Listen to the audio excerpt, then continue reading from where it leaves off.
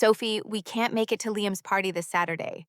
Your brother's graduation planning meeting is that day, and you know how important this is for the family.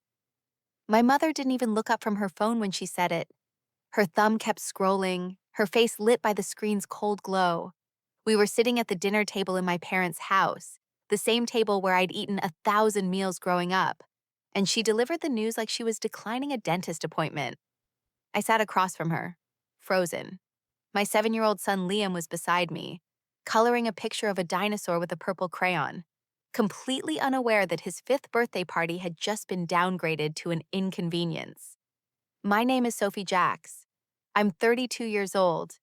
I work as a graphic designer from my small apartment in Portland, Oregon, and I'm a single mother to the most wonderful little boy in the world. Liam is my entire heart, the one person who makes every struggle worth it. But sitting there at that table, watching my mother scroll through her phone while my son colored innocently beside me, I felt something crack inside my chest. This wasn't new. This was a pattern I'd lived with my entire life. My father set down his coffee mug and looked at me with that same reasonable expression he always wore when he was about to justify something unreasonable. You understand, right? Marcus only graduates once. Liam will have other birthdays. Marcus, my younger brother, 23 years old, graduating from business school, and still the center of every conversation in this family. The golden child, the one whose achievements mattered, whose schedule dictated everyone else's plans, whose life was treated like a documentary worth filming, while mine played in the background like elevator music. I looked at Liam. He was drawing his family now, adding stick figures with careful concentration. There was me, tall and smiling. There was him, small with big round hands. And there, in the corner of the page, were 2 figures he'd labeled Grandma and Grandpa in wobbly letters. They wouldn't be there. They'd chosen a planning meeting over his actual birthday. Not the graduation itself. A planning meeting. I felt that familiar tightness in my chest. The one that came every time I was expected to accommodate, to minimize, to make things easier for everyone else. I'd felt it when my college graduation was overshadowed by Marcus getting accepted to his dream school. I'd felt it when I announced my pregnancy, and my mother's first response was concern about my timing, not joy. I'd felt it at every holiday, every family dinner, every moment when my life was measured against what Marcus might do next and found lacking. I'd learned to expect less. I'd learned to take up less space. I'd learned to say the words that made everything smooth and easy for everyone else. Of course, I heard myself say, my voice steady even though my hands were shaking slightly under the table. I understand. My mother finally looked up from her phone and smiled, relieved. I knew you'd get it. You're always so reasonable, Sophie. That's what I love about you. Reasonable. The word felt like a weight pressing down on my shoulders. We finished dinner. Liam showed everyone his drawing. My father patted his head absently and asked him about school. My mother took a photo of Marcus's college ring that had arrived that day and posted it to Facebook with 3 heart emojis. I helped clear the dishes, kissed my parents goodbye, and drove home through the dark streets of Portland, with Liam asleep in his car seat behind me. The city lights blurred past my window. I could hear Liam's soft breathing, see his peaceful face in the rearview mirror. He had no idea that his grandparents had just chosen a meeting over him. He still believed they loved him the way grandparents were supposed to. I pulled into our apartment complex and sat in the car for a moment, engine off, silence settling around me. Of course, I understand. I'd said those words my entire life. I'd said them so many times they'd become automatic, a reflex, a way of surviving in a family where my feelings were always secondary to everyone else's convenience. But sitting there in the dark, watching my son sleep, I realized something that made my heart beat faster. I didn't understand, not anymore. And for the first time in 32 years, I wondered what would happen if I stopped pretending that I did. I spent the entire week preparing for Liam's party. Every night after he went to bed, I stayed up working on decorations, cutting out dinosaur shapes from green construction paper, stringing up banners across our small living room. I'd rented a community center for Saturday afternoon, the kind with scuffed floors and fluorescent lights. But it was clean and affordable, and Liam didn't care about aesthetics. He cared about dinosaurs and his friends and cake. I ordered a dinosaur-themed cake from the bakery downtown.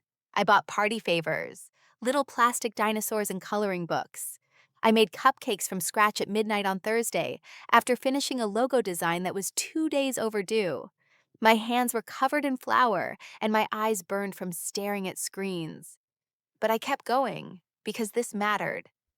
Liam's 5th birthday mattered. And somewhere deep inside, in a place I didn't want to acknowledge, I carried this small, irrational hope that maybe someone from my family would show up anyway. Maybe my mother would feel guilty and surprise us. Maybe my father would realize a planning meeting wasn't more important than his grandson's birthday. Maybe I'd been wrong about all of it. Saturday arrived bright and cold. Rachel showed up an hour early to help me set up, carrying bags of ice and a balloon pump. She's been my best friend since college, the kind of person who shows up without being asked. We arranged tables and chairs in the community center's main room. I'd set aside 4 chairs near the front for my parents, my brother, and my Aunt Linda, who'd said she'd try to make it. The party started at 2. Liam's preschool friends arrived with their parents, kids in winter coats running toward the decorations with excitement that made my chest feel lighter. We played musical chairs and pinned the tail on the dinosaur. Liam laughed so hard he got the hiccups, but every few minutes he'd look toward the door and ask me when Grandma and Grandpa were coming. "They might be running late, sweetie," I said, adjusting his party hat. "Let's go play another game." The 4 chairs I'd set aside stayed empty. I kept glancing at them between games, between serving cake, between singing happy birthday. Empty chairs with paper plates I'd set out that morning, napkins folded neatly beside them, like I was setting a table for ghosts. At 3:30, my phone buzzed in my pocket. I pulled it out during a moment when the kids were busy with their goodie bags. It was a group text from my mother to the family chat. 6 photos. Marcus sitting at an upscale restaurant with white tablecloths and wine glasses, surrounded by family. My parents, my Aunt Linda, my Uncle Tom, even my cousin Jennifer, who I hadn't seen in 2 years. Everyone dressed up and smiling. The caption read, "So proud of our graduate. Family means everything." I stared at that message, at those words. Family means everything. I wasn't in those photos. Liam wasn't in those photos. We were never meant to be. They were all in town. All of them. They'd chosen a planning lunch over a 5-year-old's birthday party. Not even the graduation itself. A planning lunch. I felt Rachel's hand on my shoulder. I hadn't realized she'd walked up beside me. "Sophie?" I showed her the phone, watched her face change as she scrolled through the photos. Her jaw tightened. "They didn't even send a card," I heard myself say. My voice sounded distant, like it was coming from underwater. Rachel's anger was immediate and fierce. "Are you kidding me? Not even a card? Sophie, this is—" I shook my head and slipped the phone back into my pocket. "It's fine." "It's not fine." But I was too tired to be angry. I'd spent 32 years making excuses for people who never thought to make any for me. I'd spent 3 decades convincing myself that next time would be different, that eventually they'd see me, that if I just kept showing up and being reasonable and understanding, they'd realize I mattered too. The party ended at 4. Parents collected their kids, thanked me for hosting, told me what a sweet boy Liam was. Rachel helped me clean up, stuffing trash bags with paper plates and deflated balloons. She hugged me hard before she left. "Call me if you need anything," she said. I mean it. That night, after Liam fell asleep clutching his new toy T-Rex, I sat in the dark living room. The only light came from the street lamp outside, casting long shadows across the floor. I could hear the building's old pipes creaking, the distant sound of traffic on the street below. Something had shifted inside me during that party. Not a dramatic explosion, not rage or hysteria. Something quieter and more fundamental. I'd been participating in my own erasure for years, showing up for people who wouldn't cross the street for me, making myself smaller and smaller so they could feel bigger. I was done. The hurt hadn't disappeared, but it had transformed into something clearer, sharper. Clarity. My phone lit up on the coffee table. Another message from my mother. "Can we talk about Marcus's graduation gift? where thinking a family contribution would mean so much. I picked up the phone, read the message 3 times, each word settling into me like stones. Then I set it down without responding and went to bed. For the first time in years, I slept soundly. I woke up to 7 missed calls from my mother. The phone sat on my nightstand, screen dark now, but I could feel the weight of those notifications like something physical pressing against my chest. It was Sunday morning. Liam was still asleep in his room, his dinosaur nightlight casting green shadows on the wall. I made coffee, put bread in the toaster, went through the morning routine that kept me steady. When Liam woke up, I made him scrambled eggs the way he liked them, slightly runny with cheese. We sat at our small kitchen table, and he told me about a dream he'd had where dinosaurs could fly. His joy was uncomplicated, pure. I wanted to live in that moment forever. But my phone kept buzzing, text after text, lighting up the screen. I glanced at them while Liam ate. All from my mother. Call me. Need to talk about Marcus's gift. This is time sensitive. Sophie, please call. I waited until Liam was settled on the couch with his cartoons, his favorite blanket pulled up to his chin. Then I took my phone into the bedroom and called her back. She answered on the first ring. Finally, I've been trying to reach you all morning. I was with Liam, I said. Well, we need to finalize Marcus's graduation gift. We're all pooling money to buy him his first car, something reliable for when he starts his new job. Everyone's contributing $2,200. Can you Venmo me by Friday? The number hit me like cold water. $2,200. I did the math automatically, the way you do when you're used to living on a tight budget. That was nearly a month of my freelance income after I paid rent and childcare. That was groceries for 3 months. That was Liam's preschool tuition.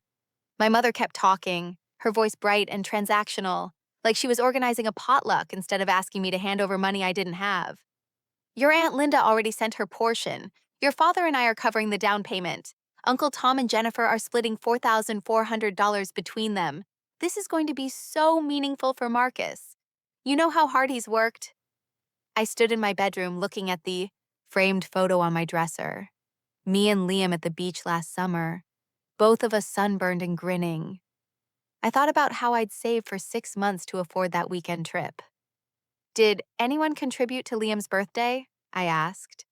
The silence on the other end lasted 3 seconds, maybe 4. Then my mother's voice came back, slightly sharper. Sophie, that's different. Liam had a party. This is about Marcus's future. I thought about the community center I'd rented, the decorations I'd stayed up late making, the cupcakes I'd baked at midnight, the empty chairs. Different how? I asked. Don't be difficult about this. Family supports family. That's what we do. Family supports family. I'd heard that phrase my entire life, but only when it meant I was supposed to give something, never when I needed something in return. I started cataloging it in my head, the way you do when you're trying to make sense of something that doesn't add up. My nephew's christening 3 years ago. I'd driven 4 hours and brought a $200 silver frame. My cousin Jennifer's wedding, I'd been a bridesmaid, paid for my own dress, my own hair and makeup, given them $500 as a wedding gift. My father's retirement party. I designed and printed all the invitations for free, spent 2 days helping set up. I'd never missed a single family event. Not one. They'd missed every milestone in Liam's life. His birth, his first birthday, his first day of preschool, his 5th birthday party. So can we count on you? My mother asked. Her tone suggested this was a formality, that my agreement was assumed. I felt it then, that old familiar pressure, the weight of being the easy daughter, the one who didn't make waves, the one who always said yes. It would be so simple to just agree, to find the money somewhere, to make this work the way I'd always made things work. But I thought about Liam asking where Grandma and Grandpa were. I thought about his little face when I told him they were running late. I thought about him falling asleep clutching that toy dinosaur, happy despite being forgotten. I'll need to think about it, I said. My mother's irritation came through clearly now. Sophie, everyone else already committed. Don't make this difficult. Don't make this difficult. There it was, the phrase that had shaped my entire relationship with my family. Don't make this difficult. Don't make waves. Don't ask for too much. Don't expect to be treated the same way Marcus is treated. Don't take up space. Don't matter. I looked at that photo of me and Liam again, his small hand in mine, his trust that I would protect him, that I would show him what love actually looks like. I'll let you know by Friday, I said. My voice was calm, steady. Sophie, I need an answer now. We're finalizing everything today. Friday, I repeated. And then I did something I'd never done before. I ended the call before she could argue. Just pressed the red button and set the phone down on my dresser. The silence that followed felt enormous. It filled the entire room, pressed against my eardrums. I just bought myself 4 days to decide something fundamental. 4 days to choose between being the daughter who kept making herself smaller and smaller until she disappeared completely, or being the mother who taught her son that love shouldn't require you to erase yourself. I walked back to the living room. Liam looked up from his cartoons and smiled at me, that gap-toothed grin that made everything else fade into background noise. Mommy, can we have pancakes for lunch? Yeah, baby, I said, sitting down next to him. We can have pancakes for lunch. Monday passed in a blur of work deadlines and routine, but my mind kept wandering to places I usually kept locked away. I sat at my desk trying to finish a logo design for a client, but I kept thinking about my 14th birthday, how it fell on the same day as Marcus's soccer tournament 2 hours away, how we spent the entire day at a muddy field watching 8-year-olds chase a ball, how my mother bought me a grocery store cake on the way home and we ate it in the car, how she said we'd celebrate properly later, but we never did. I remembered my high school graduation, how the ceremony was at 2 in the afternoon, but we had to leave by 4 because Marcus had a fever, and my mother was worried. I have one photo from that day. I'm in my cap and gown, holding my diploma, and I'm alone. My parents are blurry figures in the background, already heading toward the parking lot. During Liam's nap time, I did something I hadn't done in years. I pulled out the old photo albums from the top shelf of my closet, the ones I'd brought from my parents' house when I moved out, the ones I never looked at, because looking hurt too much. I sat on my bedroom floor and opened them, page after page of Marcus. Marcus's first day of kindergarten, Marcus's Little League photos, Marcus at his piano recital, at his science fair, at his 8th grade graduation. There were dozens of photos of him, carefully arranged and labeled in my mother's handwriting. I appeared in the backgrounds, holding his jacket, carrying his water bottle, standing off to the side, smiling dutifully. There were almost no photos of just me. I found 3 from my entire childhood. 3. My wedding album was thinner than Marcus's high school yearbook. I'd gotten married 6 years ago in a small ceremony at the courthouse. My parents came, but they didn't help plan anything. They were distracted the entire time, worried about Marcus's college application deadlines. In the one photo I have from that day, my mother is checking her phone. Rachel came over that evening with Thai food and a bottle of wine. She took one look at my face and knew something had shifted.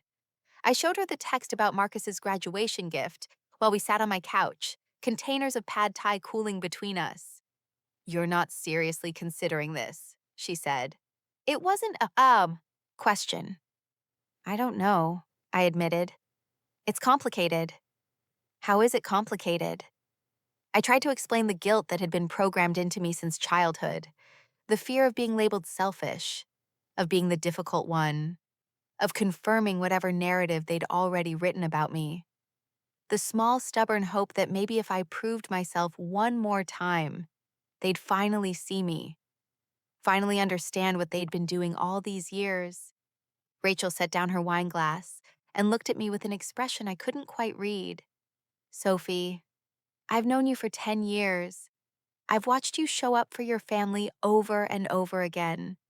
You drove 6 hours to help your mom when she had knee surgery.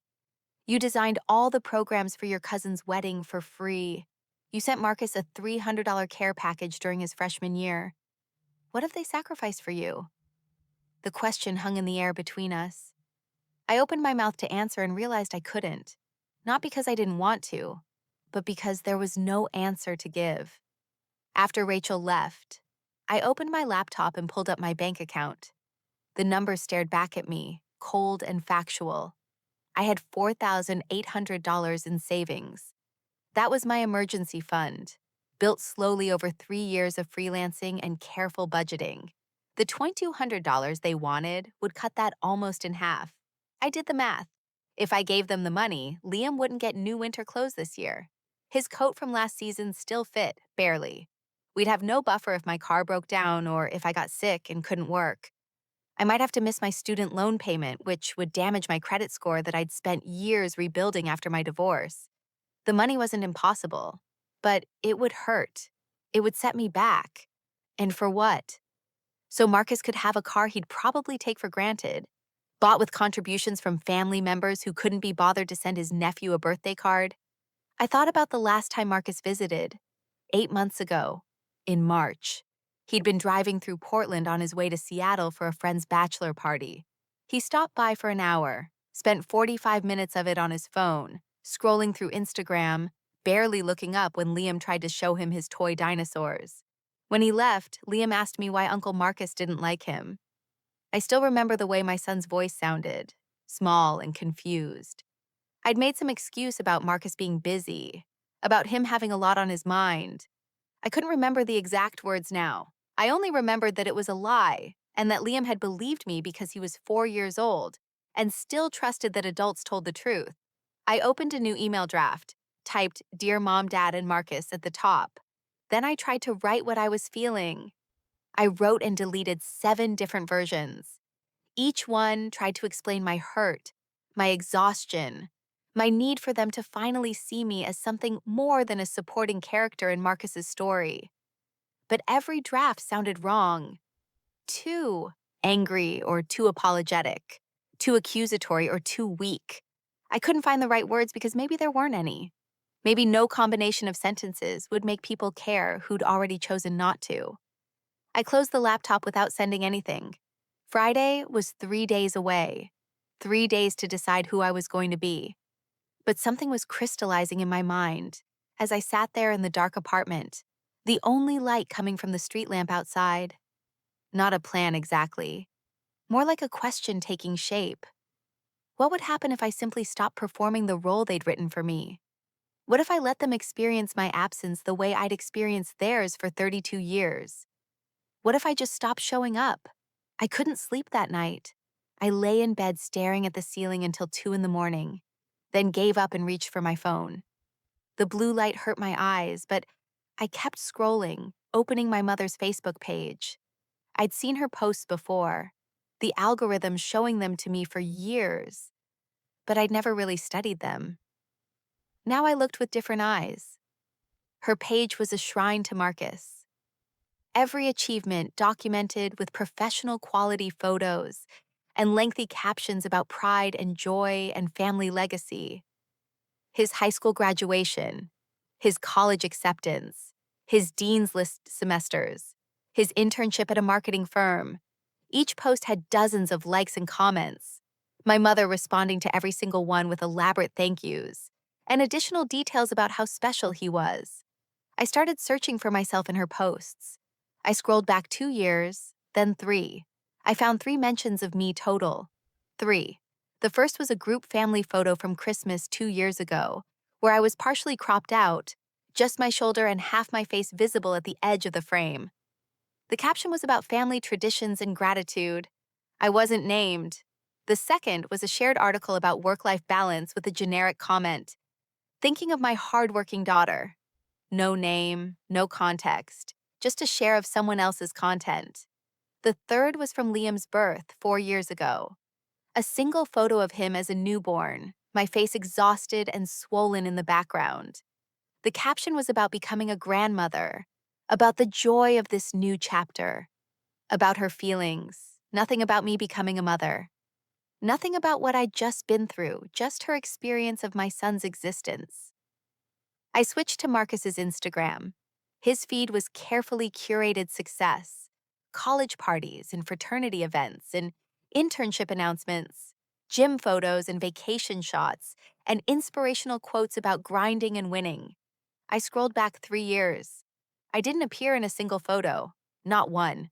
He'd never posted a picture with me, never mentioned having a nephew, never acknowledged my existence in his public narrative.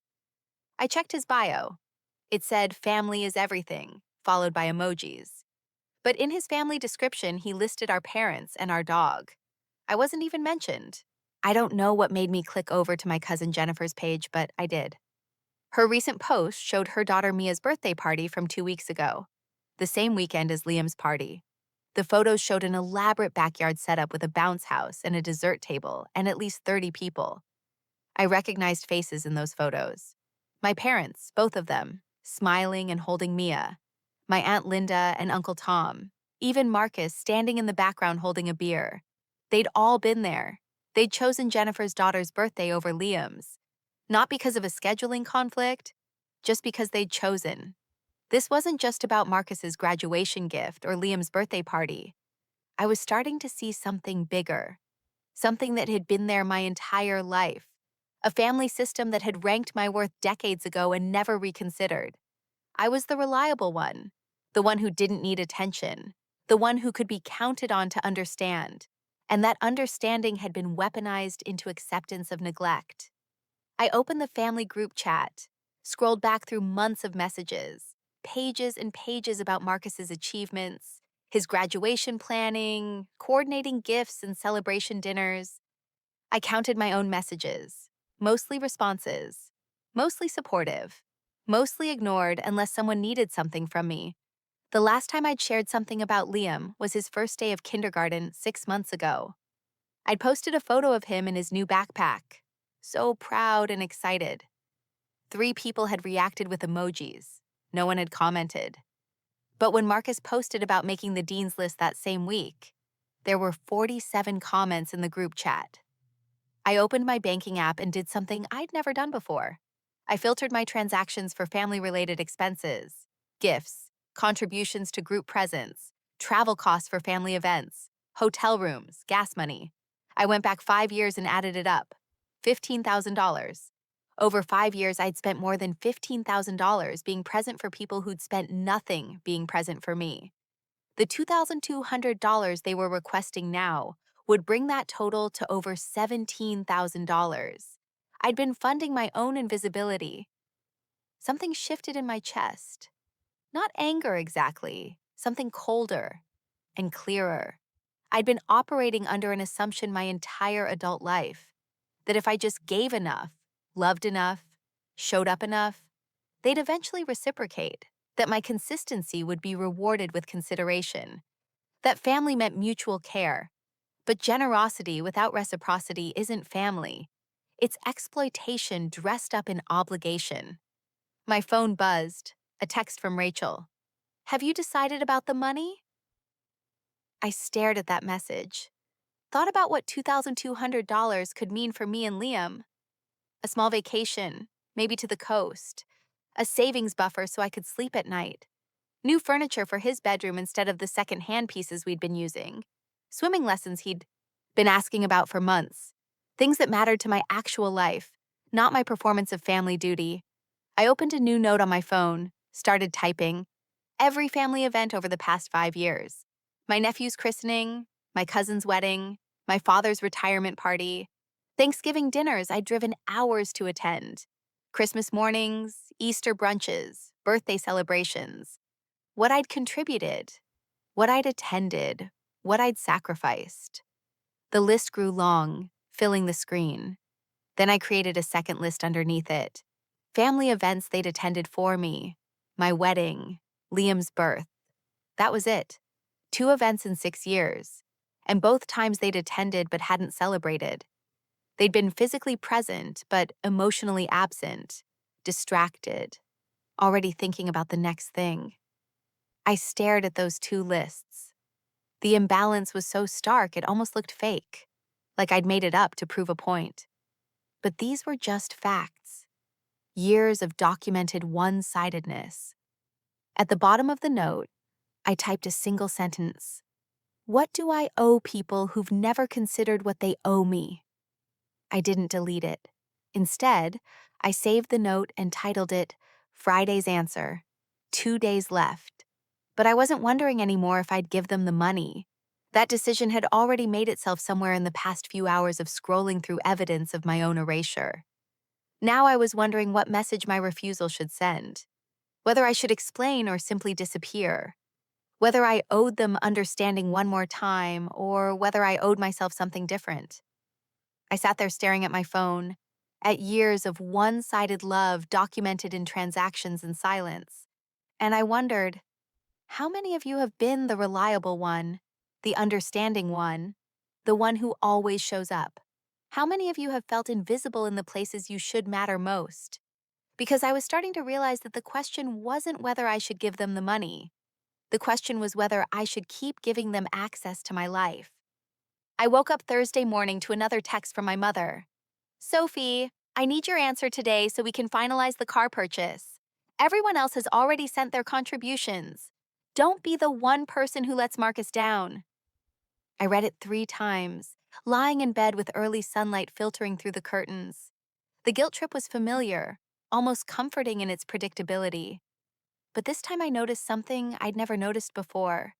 The way she framed it, not as the family letting me down, as me letting Marcus down.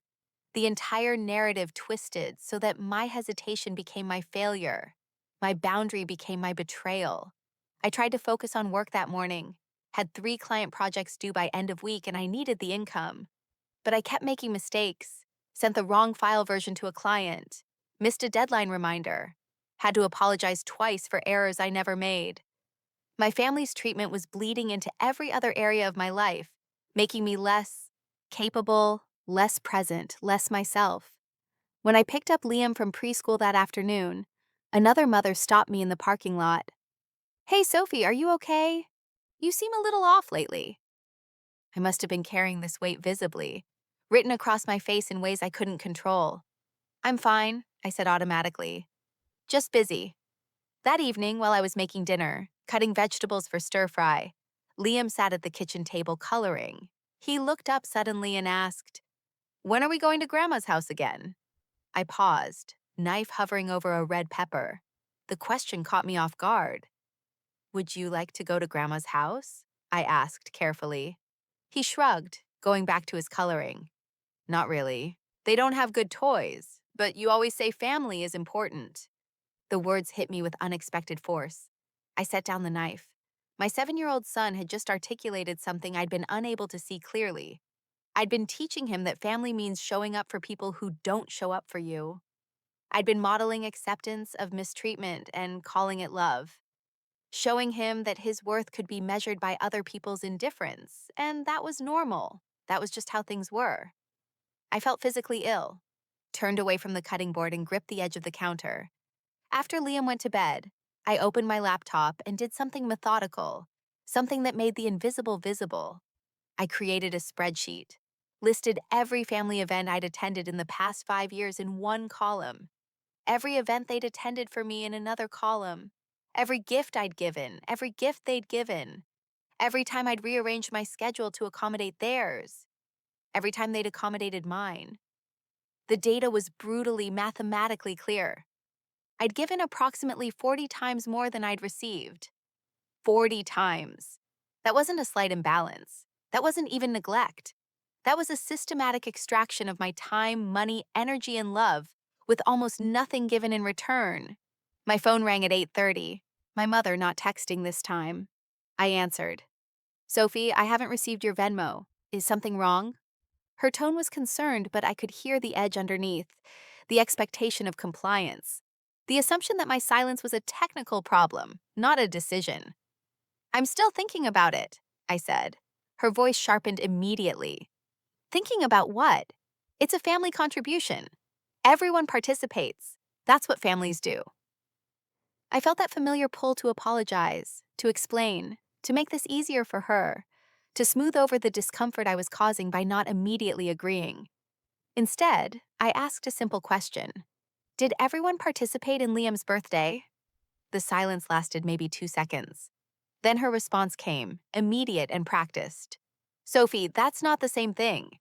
We had a prior commitment. You know how important Marcus's graduation is. Besides, Liam is young. He won't remember. Marcus is at a pivotal moment in his life. I thought about all my pivotal moments. My college graduation abbreviated because Marcus was sick. My wedding barely attended because Marcus had college applications. Liam's birth acknowledged with a single Facebook post about her feelings. Every important moment of my life dismissed because someone else's moment was deemed more important. My entire existence scheduled around other people's priorities. I'll let you know tomorrow, I said. My mother's frustration broke through the concerned tone she'd been maintaining. Sophie, this is ridiculous. It's $2,200, not $20,000. If you're having money problems, just say so and we can adjust your amount. But don't make this into some dramatic statement. Dramatic statement. The phrase landed like a slap. I'd been silent my entire life, accommodating, understanding, never making waves, never asking for too much, never expecting equal treatment. And the one time I hesitated, the one time I didn't immediately comply, I was being dramatic. The one time I considered my own needs, I was making a statement. The pattern was so clear, it was almost funny. Almost. I'll call you tomorrow with my answer, I said quietly. Sophie, I really don't understand why you're... I ended the call, just pressed the red button and set the phone down on the coffee table. My heart was pounding like I'd just run a mile. My hands were shaking slightly. Tomorrow was Friday. Tomorrow I'd give them an answer. But tonight, sitting in my dark living room, with only the streetlight casting shadows through the window, I was going to decide exactly what that answer meant. Not just about the money, about the next 32 years of my life, about what I was willing to accept and what I was finally ready to walk away from, about whether I wanted to keep disappearing or whether I wanted my son to see his mother stand up and say enough. I didn't sleep that night. I lay in bed watching shadows move across the ceiling as cars passed outside, their headlights creating patterns that shifted and disappeared. My mind raced through scenarios. What happens if I say no? What relationships will I lose? But then I asked myself the harder question. What relationships do I actually have to lose? When was the last time my mother called just to talk, not to ask for something? When was the last time anyone in my family asked about my life, my work, my dreams? I couldn't remember. At 2 in the morning, I got up, walked to my closet, and pulled out an old journal from college, one I hadn't opened in years. The pages were yellowed and the handwriting was younger, more hopeful. I flipped through entries about classes and friendships and plans for the future. Dreams I'd set aside. Goals that got derailed by family obligations I'd never questioned. Then I found an entry from my 23rd birthday, the one my parents forgot because they were helping Marcus move into his freshman dorm. I'd written in careful blue ink. Spent my birthday alone. Mom apologized but said Marcus needed help and they couldn't do both. I told her I understood. I always understand. Maybe next year will be different. I counted forward from that entry. 9 years. 9 birthdays of maybe next year. 9 years of waiting for reciprocity that never came. I closed the journal and opened my laptop. Started writing something I never intended to send. A letter to myself. I documented everything. Every missed event. Every casual dismissal. Every time I made myself smaller to make room for Marcus's shine. The letter grew to 4 pages, single-spaced. When I finished, I read it back from the beginning, and I felt something shift inside my chest. The hurt wasn't disappearing, but it was transforming into something clearer, resolve. My phone buzzed at 2:40, a text from Rachel. Can't sleep either, can you? Want to talk? We FaceTimed. She was in her kitchen, hair pulled back, looking as tired as I felt. I showed her the journal entry through the camera, the spreadsheet I'd made, the letter I'd written. She listened without interrupting, her face lit by the blue glow of her phone screen. When I finished, she asked a simple question. What do you want to happen? I realized no one had asked me that. Not about this situation, maybe not about anything in years. I'd spent so long responding to what other people wanted that I'd stopped considering my own wants as valid. I thought about it carefully. I don't want revenge, I said. I don't want to hurt anyone. Then what do you want? I want to stop hurting myself by pretending this is normal. Rachel nodded slowly. So what are you going to do? I explained my plan. Not just about the money, but about the larger boundary I was setting, the line I was drawing. Rachel asked if I was sure, if I was ready for the fallout. And I realized I'd been ready for years. I just hadn't known I had permission to choose myself. We talked until 4 in the morning. When we hung up, the sky was starting to lighten at the edges. I showered as dawn broke, dressed carefully in jeans and a sweater, like it was any normal Friday. Made Liam his favorite breakfast, scrambled eggs with cheese and toast cut into triangles. Drove him to preschool and hugged him extra long before he ran inside to join his friends. I went through my morning routine knowing it wasn't any other day. Today, I was going to answer my mother. Today, I was going to draw a line in the sand that I should have drawn years ago. Back home, I sat at my kitchen table with my laptop open, reviewed my bank account one final time. The $200 was there. I could send it. I had the money. It would hurt. It would set me back, but it was possible.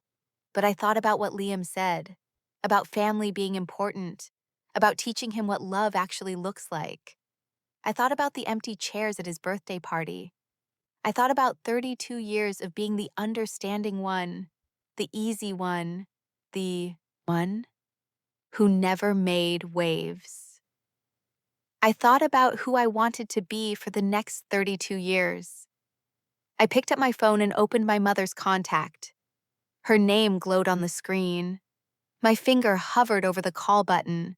My heart was beating fast, that same pounding rhythm from the night before when I'd hung up on her. I took a deep breath, thought about the Sophie who always said yes, who always accommodated, who always understood, who made herself invisible so other people could shine brighter, who taught her son that family means accepting whatever treatment you're given and calling it love. Then I thought about the Sophie I wanted Liam to know, the one who understood her worth, the one who didn't accept crumbs and call it a feast, the one who knew that real love doesn't require you to disappear. I pressed call. The phone rang once, twice. On the third ring, my mother answered. Sophie, finally, I've been waiting for your call all morning. I looked out my kitchen window at the gray Portland sky, at the rain starting to fall. I have an answer for you, I said. My voice was calm, steady. Good. I'll text you the Venmo details right now. No, I said. I'm not contributing to Marcus's car. The silence on the other end was absolute. The silence on the other end was absolute. Complete.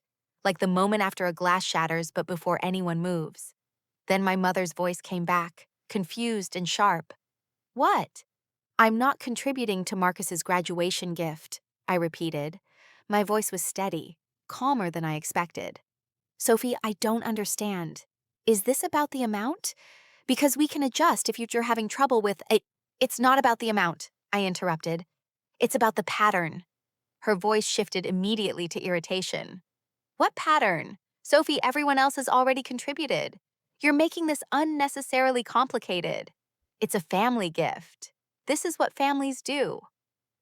I felt that familiar pull to back down, to apologize, to say I was overreacting, that I'd misunderstood, that of course I'd send the money. But I thought about Liam's birthday party, about the empty chairs, about 32 years of being the family's afterthought. You didn't come to Liam's birthday party, I said quietly. You didn't send a card, you didn't call. You were at a graduation planning lunch with extended family I didn't even know was in town. That's the pattern I'm talking about. My mother's response was immediate and defensive. We explained that. We had a prior commitment. You said you understood. I always say I understand, I replied. I said I understood when you missed my college graduation dinner because Marcus had a soccer game. I said I understood when you couldn't help with my wedding because Marcus needed help with college applications. I said I understood when you forgot my 30th birthday because Marcus was going through a breakup. I've been understanding for 32 years. Sophie, that's not fair. Her voice rose slightly. Marcus needed support during important transitions. You've always been more independent. You don't need as much help. The words confirmed everything I'd been realizing over the past week. Everything I'd been too afraid to name. I didn't need less help, Mom. I just stopped asking for it because I learned you wouldn't give it. This is about money, she said, switching tactics. If you're struggling financially, just say so. We can lower your contribution. But don't punish Marcus because you're having a hard time. I almost laughed. The sound caught in my throat. This isn't about money. I have the $2,200. I could send it right now. I'm choosing not to. I'm choosing not to fund a celebration for someone who couldn't spare an hour for my son's birthday. So you're being petty. Her voice went cold. You're punishing your brother because we couldn't make one birthday party. One party, I repeated. Mom, when was the last time you came to anything for Liam? His birthday last year? His first day of kindergarten? His preschool graduation? Silence. I counted 3 seconds. 4. You haven't been to any of them. I continued. You haven't visited in 8 months. You didn't call on his birthday. You didn't acknowledge him in your social media posts about being a grandmother. He doesn't exist in your version of our family unless I bring him to your events. That's not true, my mother protested. We love Liam, we're just busy. Marcus's graduation is a once-in-a-lifetime event. So was Liam's 5th birthday, I said. So was his first day of school.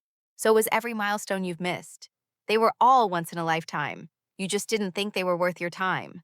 My mother's voice turned sharp, cutting. Fine, don't contribute. But don't expect us to forget this, Sophie. Family supports family, and you're choosing not to be supportive. That has consequences. I felt something settle in my chest, a calm I hadn't felt in years, maybe ever. You're right. It does have consequences. I've been supporting this family alone for decades, and the consequence is that I'm exhausted. I'm done being the only one who shows up. I'm done teaching my son that love means accepting scraps and pretending they're a feast. You're being selfish, she said. Maybe, I replied. Or maybe I'm finally being fair to myself. If you don't send this money, don't bother coming to the graduation. I took a breath. The rain was still falling outside my kitchen window. I wasn't planning to, my mother gasped. Sophie, I love you, Mom, but I can't keep loving people who don't love me back. Not the way I need. Not the way Liam deserves to see love modeled. I hope Marcus has a beautiful graduation. I really do. I hope the car is everything he wants. But I won't be there, and I won't be funding it. I need to start showing up for the people who show up for me. You're going to regret this, she said.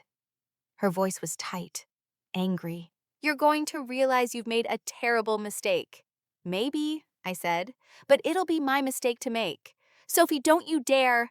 I ended the call. Just press the red button and set the phone down on the kitchen table. My hands were shaking slightly. My heart was pounding so hard I could feel it in my throat. The silence in my apartment was enormous. It pressed against my eardrums, filled every corner of the room. I'd just severed something fundamental. Not just the money, but the entire dynamic that had defined my life since I was 9 years old and Marcus was born.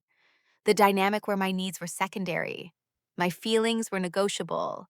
My presence was assumed, but never valued. I didn't know what came next. I didn't know if my family would reach out to apologize or if they'd cut me off completely.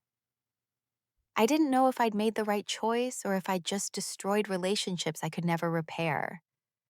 But I knew one thing with absolute certainty.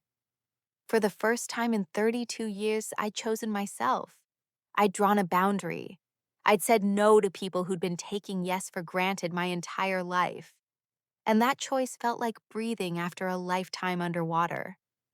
I sat at my kitchen table watching the rain streak down the window, my phone silent beside me, and I felt something I hadn't felt in years. I felt free. Within an hour, my phone exploded. My father called 3 times. I didn't answer. My Aunt Linda sent a lengthy text about family unity and the importance of forgiveness, and how grudges only hurt the person holding them. Then Marcus messaged me directly. Really? You're going to ruin my graduation over a birthday party? The words confirmed what I already knew. None of them understood. They probably never would. The family group chat became a war zone. My mother had shared her version of our conversation. carefully edited to make me sound unreasonable and cruel. She'd left out the part about missing Liam's birthday, left out the part about never showing up for any of his milestones, just focused on how I'd refused to contribute to Marcus's gift and wouldn't be attending his graduation. My cousins chimed in with varying degrees of judgment. Family comes first, Sophie. Sometimes you have to put aside personal feelings for the greater good. This seems extreme over one missed party. I read every message, let each one settle into me. I didn't respond. Let them talk. Let them paint me as the villain. I'd spent 32 years trying to be the hero in their story, and I was tired. So tired. Rachel came over that afternoon with coffee and a bag of pastries. Your phone's been blowing up, hasn't it? I showed her the messages. She scrolled through them, her expression getting darker with each screen. When she finished, she set my phone down and looked at me. Not one of them is asking if you're okay. Not one is acknowledging what they did. They're all just mad you're not playing your role anymore. The observation landed hard. She was right. The anger wasn't about me refusing to contribute money. It was about me refusing to be who they needed me to be. The understanding daughter, the reliable one, the one who absorbed their neglect and called it love. My phone rang with an unfamiliar number. I almost didn't answer, but something made me pick up. Sophie, this is your Uncle Brian, my father's brother, someone I hadn't spoken to in at least 5 years. He'd left the family after some falling out I'd never fully understood. I saw the group chat, he said. Your aunt forwarded it to me. I just wanted to tell you, you're doing the right thing. I waited until I was 50 to set boundaries with them. Don't wait as long as I did. We talked for an hour. He told me his story, how he'd been the responsible one too, the one who showed up, who helped, who never said no. Until one day he realized that reliability was being confused with availability for exploitation, that love shouldn't require you to erase yourself. They'll tell you you're wrong, he said. They'll make you feel guilty. But Sophie, you're not wrong. You're just finally right. The validation from someone who understood the family dynamics felt like oxygen after years of holding my breath. That evening, Liam asked why I'd been on my phone so much. I considered lying, protecting him from the adult complications. But I remembered my decision to model healthy boundaries for him. Grandma and I had a disagreement, I said carefully. Sometimes people we love don't treat us the way we deserve, and we have to decide what to do about that. Liam thought about this, his little face serious.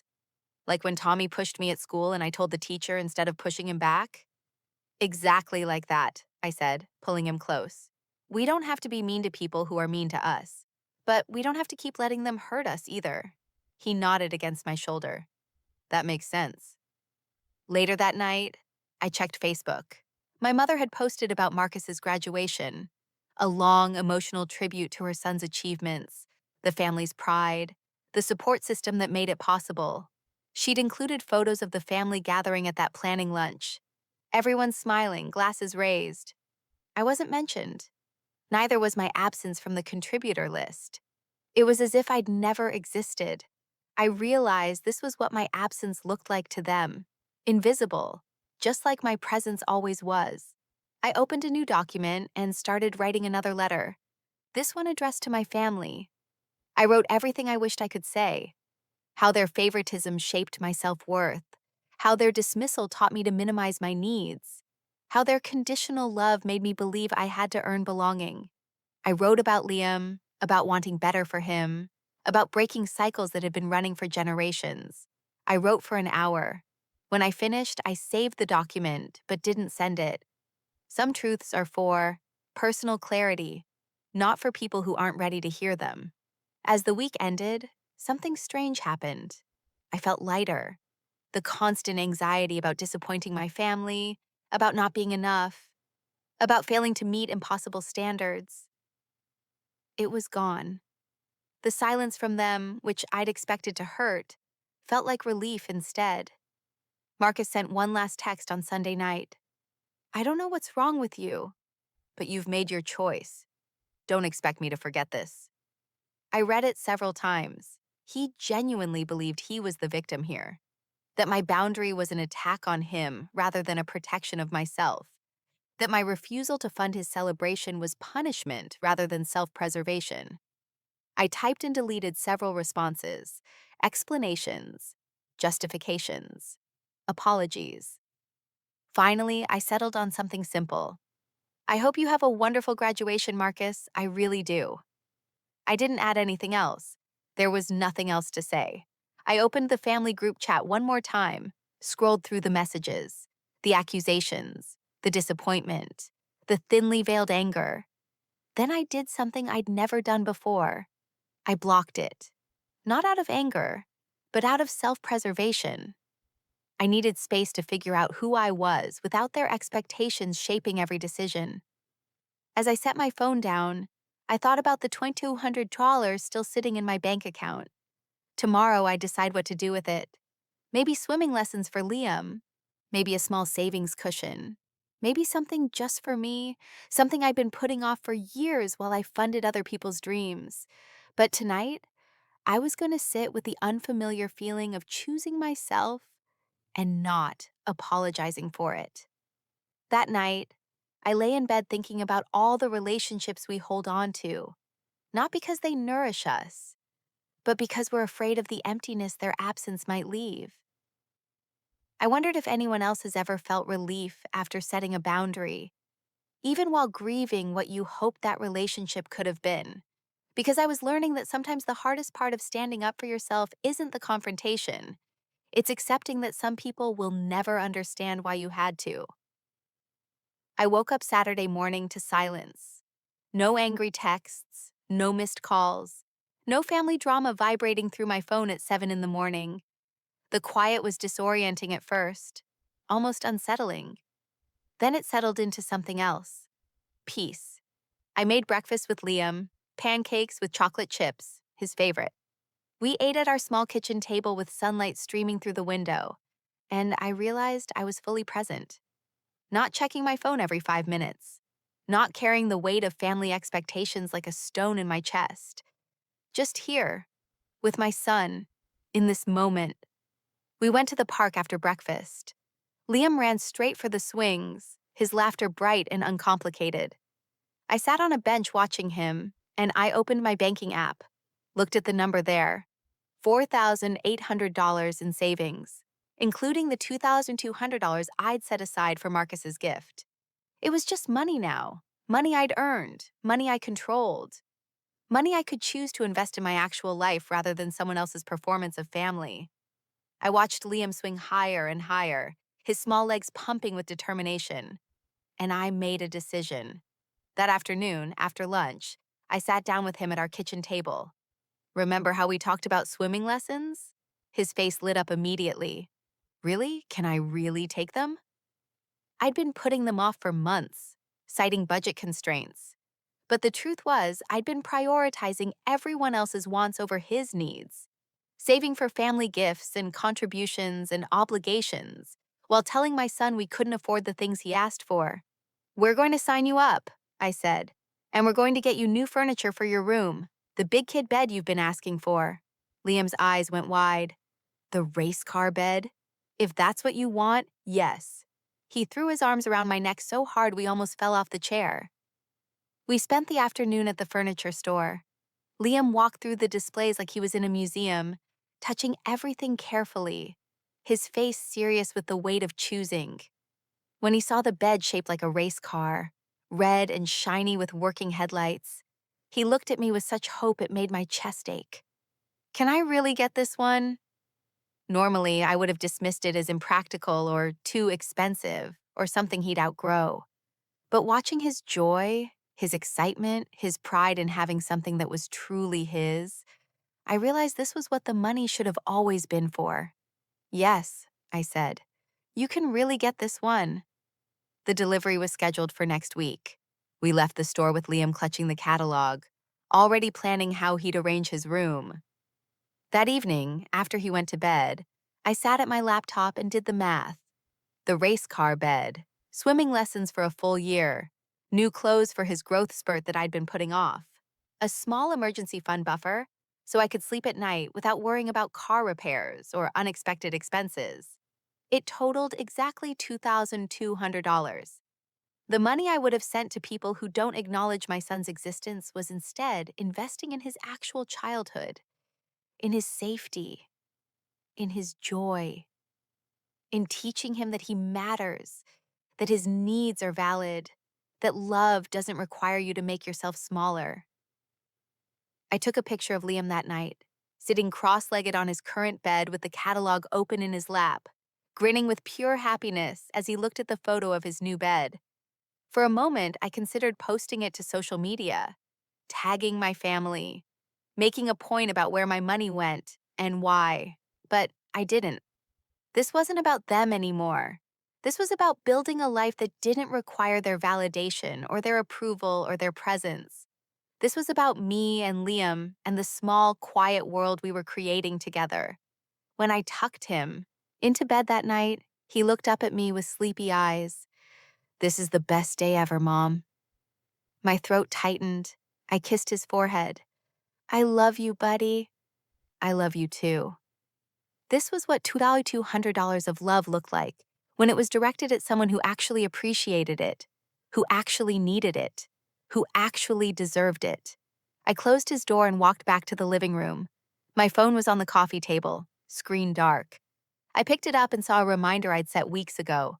Marcus's graduation was tomorrow, Sunday at 2 in the afternoon. I imagined my family gathered there without me. My parents in the front row, my aunt and uncle, my cousins. All of them probably talking about my absence, maybe even bonding over their shared frustration with my selfishness. Creating a narrative where I was the villain and they were the victims of my unreasonable boundaries. And I felt nothing. No guilt, no regret, no longing to be there, no urge to apologize or explain or defend myself one more time. Just peace. I deleted the reminder and set my phone back down. That peace, I realized, was worth more than any amount of money, worth more than their approval, worth more than being included in a family that had never really included me at all.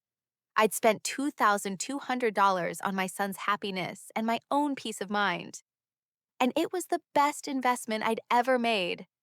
I woke up Sunday morning to sunlight and silence. Marcus's graduation day. I made pancakes while Liam watched cartoons in his pajamas, his hair sticking up in every direction. It was a normal Sunday. Lazy morning routines, the smell of coffee, Liam's laughter at something happening on screen. My phone sat on the counter, dark and quiet. No one had reached out to ask me to reconsider. No last-minute calls begging me to change my mind. No messages saying they'd made a mistake, that they understood now, that they wanted me there. The absence of communication told me everything I needed to know about my place in their priorities. Instead of attending the graduation, I took Liam to the aquarium. We'd been planning this trip for months, saving up, waiting for the right weekend. He held my hand in the parking lot, practically vibrating with excitement. We spent hours inside, looking at jellyfish floating like ghosts in their blue-lit tanks, watching sea otters play, touching starfish in the tide pool exhibit, Liam's face serious with concentration as he felt their rough texture. We ate overpriced ice cream in the cafeteria and didn't care. We stood in front of the shark tank for 20 minutes, while Liam asked 100 questions I mostly couldn't answer. He was radiant with happiness. I took dozens of photos, documenting this day that mattered to my actual family, the family I'd chosen and built and protected. Around 2 in the afternoon, right when the graduation ceremony would be starting, I felt it. A flutter of guilt in my chest. Years of conditioning don't disappear overnight. I imagined my mother, scanning the crowd for me, my father disappointed, Marcus hurt by my absence. But then I remembered the empty chairs at Liam's birthday party. I remembered the photos from Jennifer's daughter's party with my entire family in attendance. I remembered 32 years of being the understanding one while no one tried to understand me.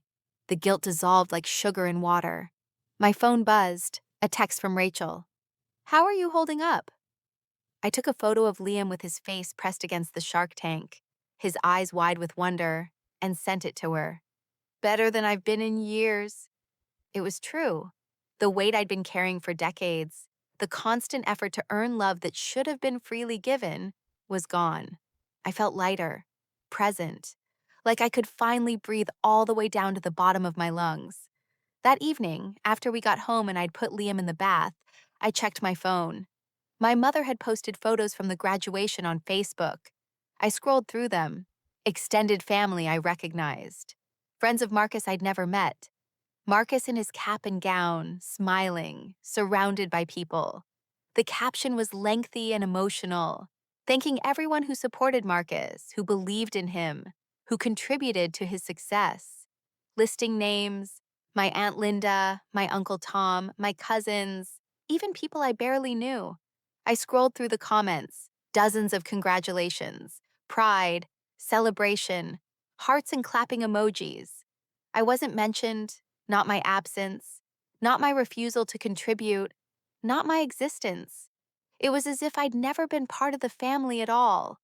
And strangely, this confirmation of my invisibility didn't hurt the way I thought it would. It clarified. It proved what I'd already known but hadn't wanted to accept. I'd been fighting for a seat at a table that was never set for me. I'd been trying to earn inclusion in a family that had already decided I was peripheral. My worth to them wasn't determined by my actions. I could have given the $2,200. I could have attended the graduation. I could have performed perfect daughter duties for another 30 years. And I still would have been invisible in that Facebook post. I still would have been the afterthought, the one who didn't need attention, the one who could be counted on to understand. I closed Facebook and put my phone away. When I was tucking Liam into bed later, he looked up at me with sleepy eyes. "I like days with just us." "Yeah?" I smoothed his hair back from his forehead. "Why's that?" "Because you smile more," he said simply. "When we go to Grandma's, you get quiet. I like when you're happy." The observation from my 7-year-old son broke something open in my chest. He'd noticed. Of course he'd noticed. Children always notice more than we think they do. I'd been so focused on what I thought I should do for family, on maintaining relationships that were one-sided, on teaching him that family was important, that I'd never considered what I was actually teaching him. I was teaching him that love means accepting treatment that diminishes you, that worth is something you have to earn, that it's normal to keep showing up for people who never show up for you.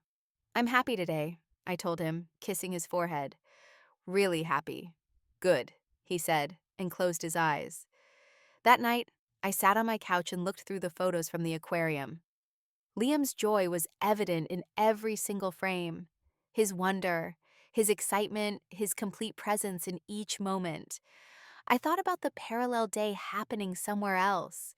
The graduation celebration I wasn't part of, the family gathering that didn't include me, the photos being posted and shared without my name attached. And I realized something fundamental. I wasn't missing out. I'd opted out. And opting out of something that was harming me wasn't loss. It was liberation. The week following Marcus's graduation was eerily quiet. No one from my family reached out. No calls, no texts, no attempts at reconciliation or understanding. The silence was telling in ways words never could be. They weren't concerned about my well-being. They weren't curious about my reasons. They were simply done with me now that I was no longer useful. On Wednesday, I received a message from my cousin Jennifer, the one whose daughter's birthday party my entire family had attended while skipping Liam's. "I heard what happened. I think you're being really unfair to Marcus. He didn't do anything to you. You're punishing him for your issues with Mom and Dad." I stared at that message for a long time. Jennifer had always been close to my parents, always part of the favored circle, always invited to the important gatherings. I started typing out a response, explaining the pattern, the years of neglect, the empty chairs at Liam's party, how this wasn't about punishment, but about protection. Then I deleted it. Jennifer wasn't asking to understand. She was asking me to conform, to fall back in line, to stop making things uncomfortable for everyone else. I realized something then. My boundary couldn't just be with my parents. It had to extend to the entire family system that had enabled and benefited from my marginalization. I couldn't have half relationships with people who would report back to my mother, who would pressure me to reconcile, who would make me the villain in their group narrative. I started muting family members on social media. Not blocking, just muting, creating distance, declining event invitations without explanation. Not out of anger, but out of self-preservation. I was protecting the peace I'd finally found. That week, I scheduled my first therapy appointment. I'd spent years accommodating other people, understanding their perspectives, making excuses for their behavior. Now I needed to understand my own, why I'd accepted so little for so long. What patterns from childhood made me believe I had to earn basic love and respect. Thursday afternoon, I took Liam to his first swimming lesson. I sat in the observation area with other parents, watching through the glass as he learned to float. His face was radiant with pride. He kept looking over to make sure I was watching, and every time our eyes met, he grinned so wide I could see it from across the pool. A mother sitting next to me made small talk, asked about my week, about my family. I gave a simple answer. "It's just me and Liam." She smiled warmly. "That's a family." The validation from a stranger felt more genuine than anything I'd received from my blood relatives in years. With the $2,200 redirected to my actual priorities, I felt a shift in my financial stress. I wasn't just surviving anymore. I was building something. I opened a savings account for Liam's future. Started planning a small vacation for us, maybe to the coast in summer.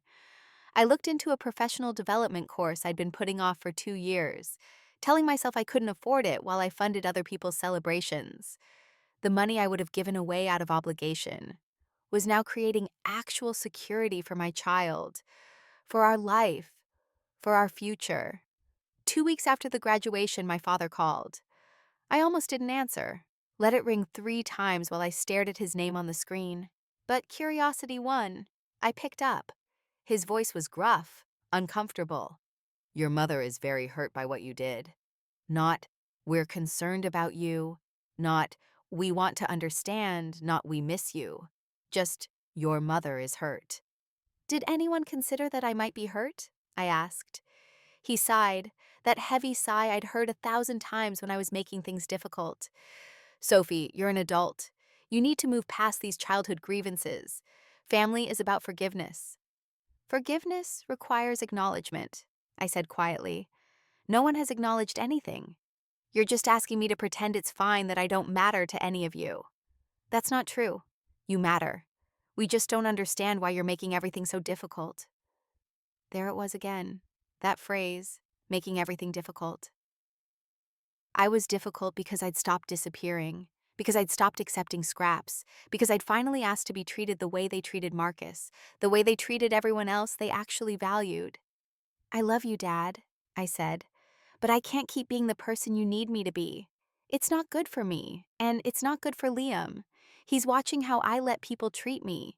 He's learning what love looks like by watching our family. And I don't want him to learn that love means accepting neglect." "So that's it?" His voice had an edge now. "You're just cutting us off?" "I'm not cutting you off," I said. "I'm just not chasing you anymore. If you want a relationship with me and Liam, it has to be mutual. It has to be real. I'm not performing family anymore. I'm not pretending that showing up once a year and ignoring us the rest of the time counts as love. We're not perfect, Sophie. No family is." "I'm not asking for perfect. I'm asking for basic consideration, for the same energy you give Marcus, for my son to be acknowledged as your grandson, for my milestones to matter even a fraction as much as his do." My father was quiet for a long moment. Then he said, "I don't know what you want from us." "I want you to care," I said simply, without me having to beg for it. He didn't respond. The silence stretched between us, heavy and final. Then the line went dead. He'd hung up. I set the phone down on my kitchen table, sat there in the afternoon light, waiting for the tears or the regret or the panic to come. But I wasn't shaking. I wasn't crying. I wasn't second-guessing myself. I was just tired. Tired of explaining. Tired of justifying. Tired of defending my basic need to be valued by the people who were supposed to value me automatically. And that tiredness, I realized, was the final sign that I'd made the right choice. Because people who truly love you don't make you exhausted from proving you deserve their love. They just love you. Simply. Consistently. Without you having to earn it over and over again. I'd spent 32 years earning. And I was done. 3 weeks after the graduation, I was scrolling through Facebook on my lunch break when I saw a post from Marcus. A photo of him standing next to a car. Not just any car. A sleek, expensive sedan with a glossy black finish and chrome details. The kind of car a recent college graduate couldn't possibly afford on their own. The caption read, "Thanks to everyone who contributed to my graduation gift. This baby is going to get me through the next chapter. Hashtag blessed. Hashtag family support." I stared at that photo. Did quick mental math based on the comments section. People congratulating him, mentioning their contributions, talking about how proud they were. That car had to cost at least $30,000, far more than family contributions could reasonably cover. I scrolled through the comments, dozens of them. Relatives I recognized and some I didn't, family friends, people from my parents' church. And then I saw something that made me pause. My Aunt Linda had written, "So proud of you. Your parents worked so hard to make this happen." My mother had responded with 3 heart emojis. I clicked through to my mother's profile, started scrolling back through her posts, and there it was, a post from graduation day that I'd somehow missed before. Or maybe it had been hidden from me. I wasn't sure anymore. It was a fundraising appeal, my mother asking friends and extended family to contribute to Marcus's graduation fund for a reliable car, talking about how important it was for him to have dependable transportation as he started his career, how any amount would help, how grateful they were for the community's support. The post was dated 2 weeks before my mother had called asking me for $2,200. I read it again, then again, my stomach sinking with each word. She'd been crowdfunding for Marcus's car for a month, maybe longer. She'd collected money from distant relatives, family friends, neighbors, people from their social circles. The $2,200 she demanded from me wasn't a family contribution where everyone pitched in equally. It was the final amount needed to reach their goal. I opened my calculator app. If the car cost $30,000 and my parents likely contributed $10,000 themselves, that meant they'd raised $20,000 from other people. My $2,200 would have been the final piece. They'd literally saved me for last, the reliable daughter who could be counted on to close the gap. For the first time since setting my boundary, I felt genuine anger. Not hurt, not disappointment. Anger. Hot and sharp and clarifying. They'd manipulated me, framed it as a family obligation, made me feel guilty for hesitating, all while treating my contribution as a transaction to complete their fundraising goal. I was never family to them in that moment. I was a funding source. I thought about how my mother had said everyone else has already contributed, making me feel like the holdout, the difficult one, the only person not participating. But everyone else was a carefully curated list of people they'd been soliciting for weeks, people they'd asked before me, people they'd given time and context and appreciation. I'd been the backup plan. I took screenshots, the fundraising post, the comments, the timeline, sent them to Rachel with a simple message. I was the backup plan. She called immediately. "Oh my God, Sophie, they were using you." "Yeah," I said. My voice was calm, steady. They were. The validation felt important. I'd been second-guessing myself for weeks, wondering if I'd overreacted, if I'd been too harsh, if I'd misunderstood their intentions. But this proved it. I wasn't a daughter to them in that moment. I was a resource, a means to an end. I realized something else too. If I'd sent that money, this would have been the pattern forever. Every time Marcus needed something, every time my parents wanted to fund something, they would have turned to me. not out of love or family unity, but because I was reliable, because I said yes, because I could be counted on to prioritize their wants over my needs. I would have been funding Marcus's life for the next 30 years. Jennifer messaged me that afternoon. I saw the fundraising post. I didn't know they'd been asking everyone for money. I thought it was just a family thing. I'm sorry for what I said before. I appreciated the apology, but I realized it didn't change anything. Jennifer's support was conditional on proof. She'd needed evidence to believe my experience. Without the screenshots, without the public documentation, my word alone hadn't been enough. That evening, I called my Uncle Brian, told him about the fundraising discovery. He laughed, but it was bitter. That's exactly what they did to me 15 years ago. Asked me to contribute to their kitchen renovation. Made me feel like the bad guy when I said I couldn't afford it. Found out later they'd been fundraising from everyone they knew. We were just ATMs to them, Sophie. That's all we ever were. The pattern extended beyond me, beyond my generation. This was how my family operated, using people, framing it as love, punishing boundaries. I considered confronting my parents with the evidence, calling them out publicly, posting the screenshots, exposing their manipulation, making them explain themselves to everyone who'd contributed. But I realized that would be playing their game, making it about being right, about winning, about proving my point. And I didn't need to prove anything to them anymore. Instead, I saved the screenshots to a folder on my computer and did nothing. Let them have their car, their narrative, their fundraising success. I wasn't part of that story anymore. That night I looked in on Liam sleeping in his race car bed. The bed bought with money my family had wanted for Marcus's $30,000 car. I thought about the choice I'd made, the boundary I'd set, the relationship I'd walked away from, and I realized that discovering their manipulation didn't hurt the way I thought it would. It didn't make me sad or regretful. It confirmed. It validated. It proved that my instinct to protect myself and my son was exactly right. I went back to my computer and opened the folder with the screenshots, looked at them one more time, then I deleted them. Every single one. I didn't need evidence to justify my boundary. I didn't need proof to validate my worth. I knew what I knew, and that was enough. Tomorrow, I'd wake up and continue building a life that didn't require me to shrink, to accommodate, to accept scraps and call them love. A life where my son learned that family means mutual respect, not one-sided sacrifice. And that life, I was learning, was infinitely better than any relationship built on obligation and guilt. 2 months passed. My life settled into a new rhythm that felt almost foreign in its peace. Liam thrived in swimming lessons, making friends with the other kids, gaining confidence in the water. I took on new freelance clients, my work improving now that I wasn't constantly distracted by family drama. The apartment felt lighter somehow, as if removing toxic relationships had created actual physical space. As Thanksgiving approached, I received a formal invitation from my mother, a group text to the family chat I'd muted months ago.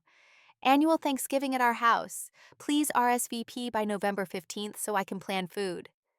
The message was impersonal, transactional, as if nothing had happened, as if I hadn't set a boundary, as if the past few months of silence were just a scheduling gap instead of a fundamental shift in our relationship. I didn't respond. Instead, I made plans with Rachel, a small Friendsgiving with chosen family, people who actually showed up for each other. Liam asked me one evening while we were making dinner why we weren't going to Grandma's for Thanksgiving. I'd been preparing for this conversation, trying to find age-appropriate language for complex adult dynamics. Sometimes people we love don't treat us kindly, I said, chopping vegetables slowly. And when that happens, we get to choose whether to keep spending time with them. But you always say family is important, he pointed out. Family is important, I agreed. But being kind is more important. And people who are unkind don't get to be in our lives just because they're related to us. Real family treats you with love and respect. He thought about this for a moment, then nodded and went back to setting the table. Children understand fairness better than adults sometimes. With the emotional bandwidth freed up from managing family dysfunction, I pursued opportunities I'd been putting off for years. I applied for a senior designer position at a firm I'd admired since college.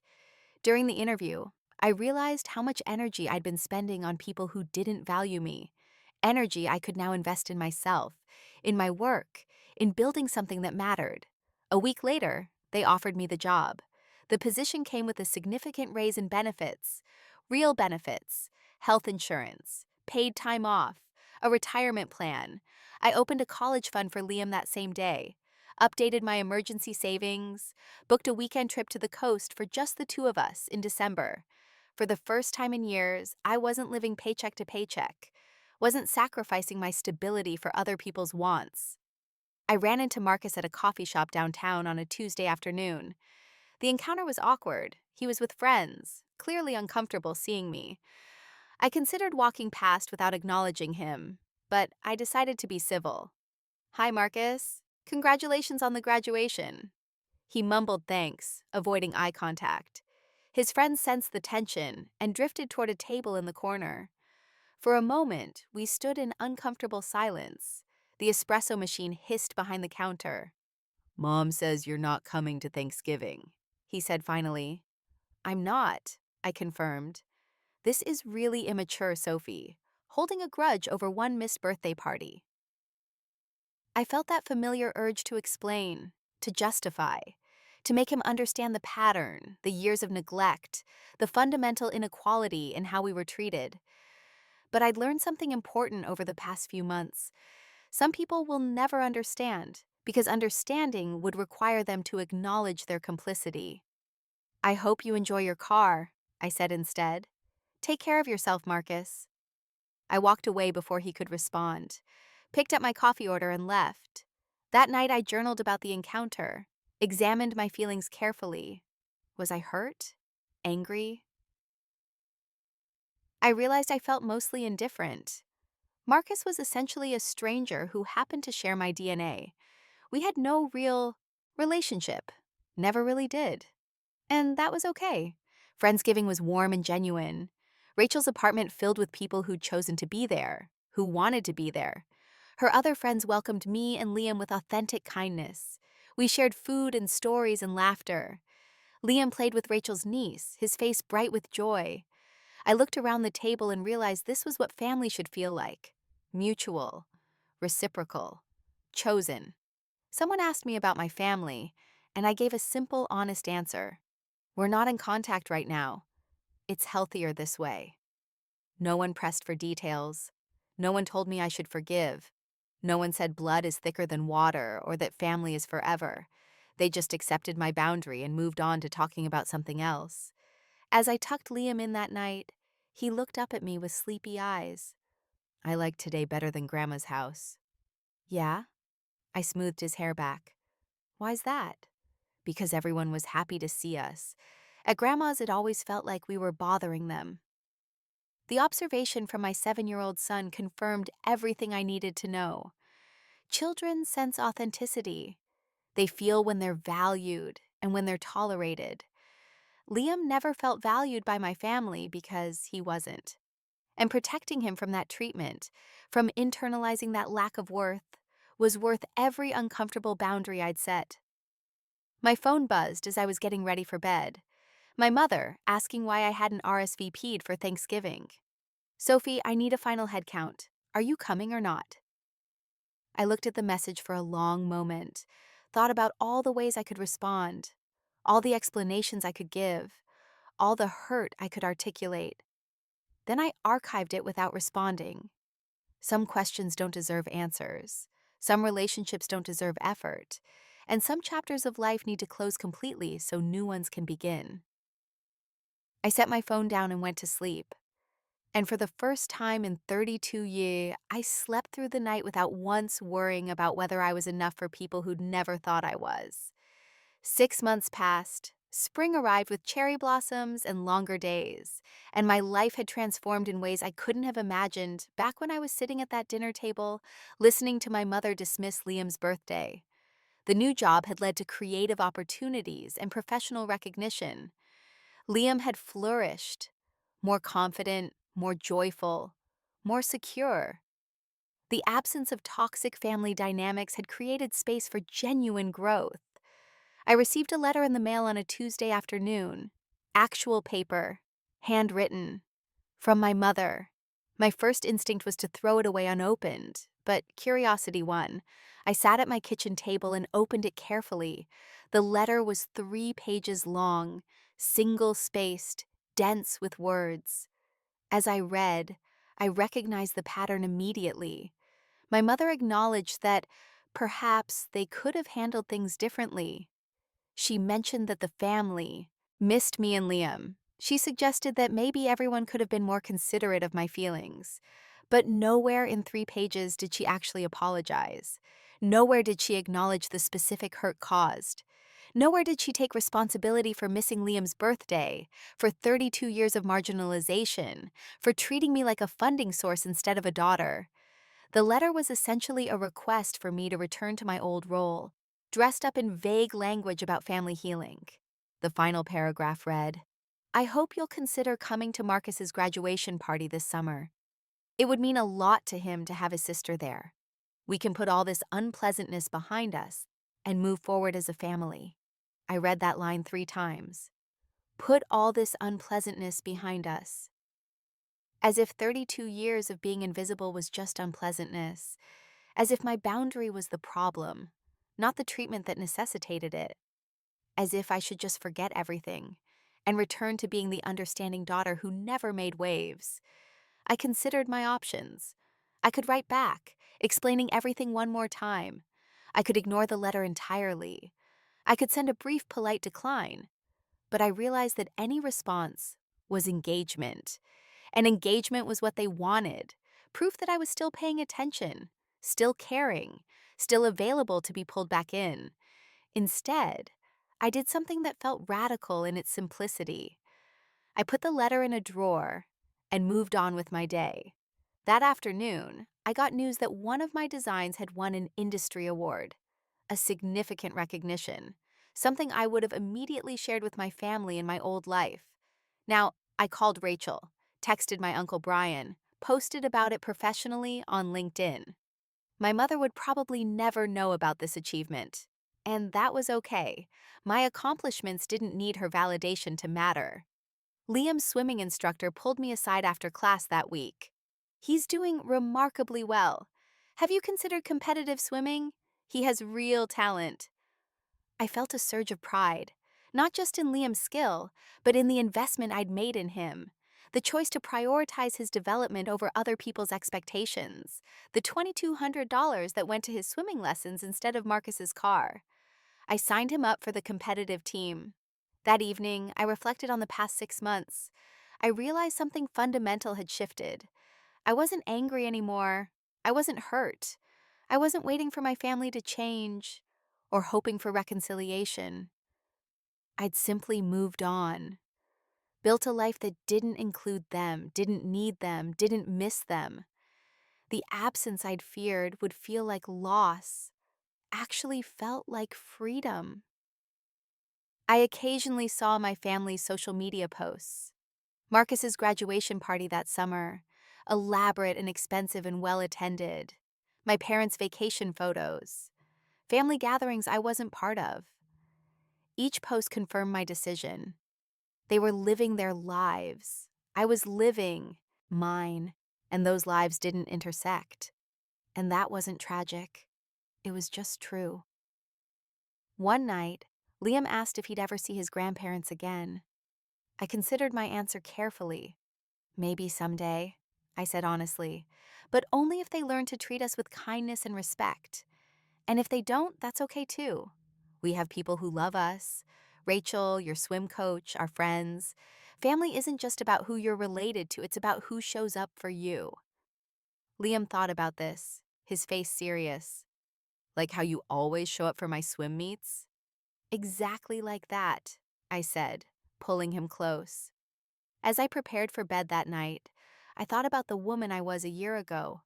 Exhausted, invisible, constantly accommodating, teaching her son that love meant accepting mistreatment.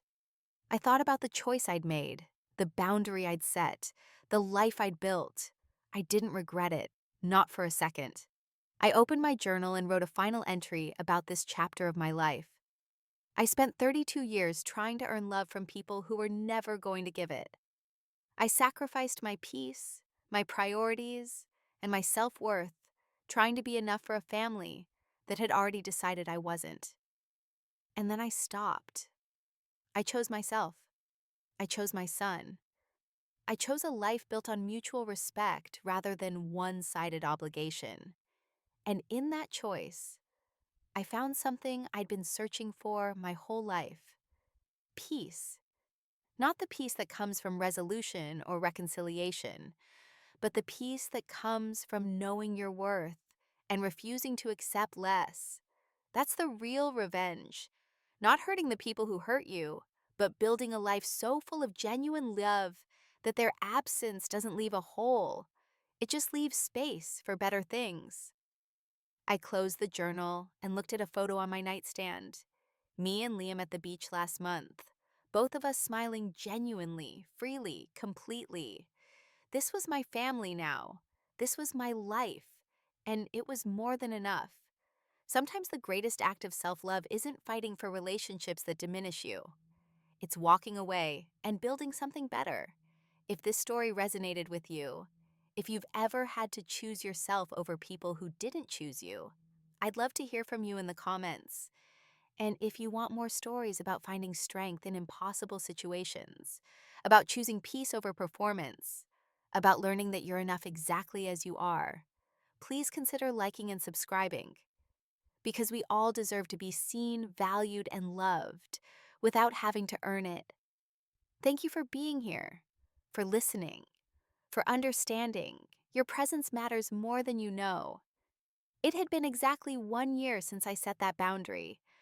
I was sitting in my new apartment, a bigger space with a small yard where Liam could play. The promotion at work had led to another opportunity, a senior position I'd never imagined I'd qualify for. Liam's swim team had just won their first competition, and I was dating someone kind, a relationship built on mutual respect rather than obligation. I ran into my mother at a grocery store on a Saturday afternoon. The encounter was brief, awkward.